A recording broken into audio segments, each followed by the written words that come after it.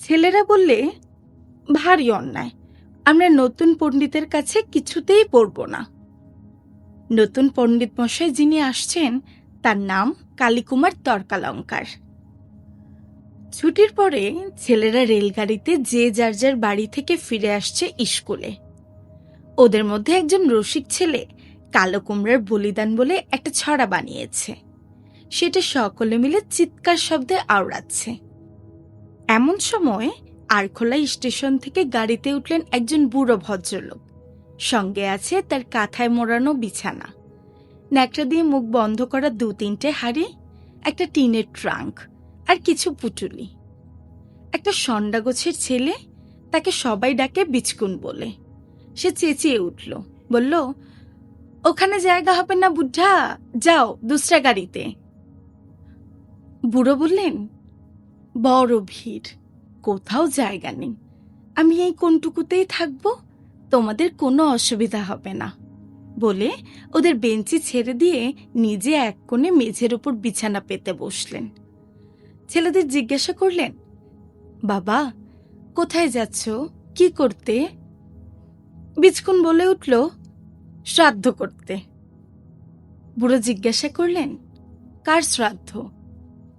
উত্তরে শুনলেন, কালো কুমড়ো টাটকা লঙ্কার। ছেলেগুলো সব সুর করে চেঁচিয়ে বলল, কালো কুমড়ো টাটকা লঙ্কা, দেখিয়ে দেব লবডঙ্কা। আসানসোলে গাড়ি এসে থামল। বুড়ো মানুষটি নেমে গেলেন, সেখানে স্নান করে নেবেন।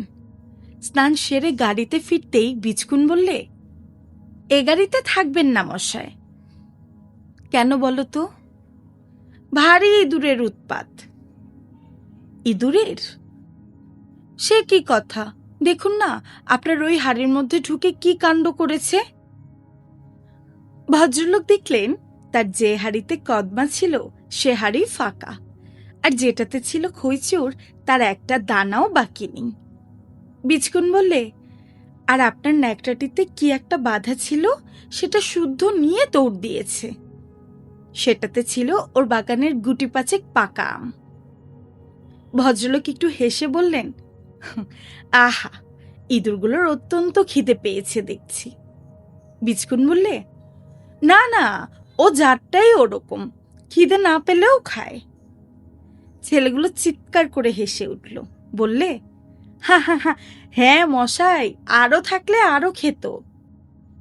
ভদ্রলোক বললেন, ভুল হয়েছে, গাড়িতে এত ইঁদুর একসঙ্গে যাবে জানলে আরো কিছু আনতুম।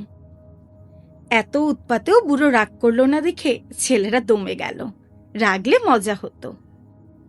বর্ধমানে এসে গাড়ি থামল, ঘণ্টাখানেক থামবে, অন্য লাইনে গাড়ি বদল করতে হবে। ভদ্রলোকটি বললেন, বাবা এবারে তোমাদের আর কষ্ট দেব না, অন্য কামরায় জায়গা হবে। না না, সে হবে না, আমাদের গাড়িতেই উঠতে হবে। আপনার পুটুলিতে যদি আর কিছু বাকি থাকে আমরা সবাই মিলে পাহারা দেব, কিছুই নষ্ট হবে না। ভদ্রলোক বললেন, আচ্ছা বাবা, তোমরা গাড়িতে ওঠো, আমি আসছি। ছেলেরা তো উঠল গাড়িতে। একটু বাদেই মিঠাইওয়ালার ঠেলা গাড়ি ওদের কামরার সামনে এসে দাঁড়ালো, সেই সঙ্গে ভদ্রলোক। এক এক ঠোঙা এক একজনের হাতে দিয়ে বললেন, এবার ইঁদুরের ভোজে অনটন হবে না। ছেলেগুলো হুররে বলে লাফালাফি করতে লাগলো। আমের ঝুড়ি নিয়ে আমওয়ালা এলো, ভোজে আমও বাদ গেল না। ছেলেরা তাকে বললে, আপনি কি করতে কোথায় যাচ্ছেন বলুন তো? তিনি বললেন, আমি কাজ খুঁজতে চলেছি, যেখানে কাজ পাবো সেখানেই নেমে পড়ব। ওরা জিজ্ঞাসা করলে, কি কাজ আপনি করেন? তিনি বললেন, আমি টুলো পণ্ডিত, সংস্কৃত পড়াই। ওরা সবাই হাততালি দিয়ে উঠল, বললে, তাহলে আমাদের স্কুলে আসুন। তোমাদের কর্তারা আমাকে রাখবেন কেন? রাখতেই হবে, কালো কুমড়া টাটকা লঙ্কাকে আমরা পাড়ায় ঢুকতেই দেব না। মুশকিলে ফেললে দেখছি, যদি সেক্রেটারি বাবু আমাকে পছন্দ না করে? পছন্দ করতেই হবে, না করলে আমরা সবাই স্কুল ছেড়ে চলে যাব। আচ্ছা বাবা, তোমরা আমাকে তবে নিয়ে চলো।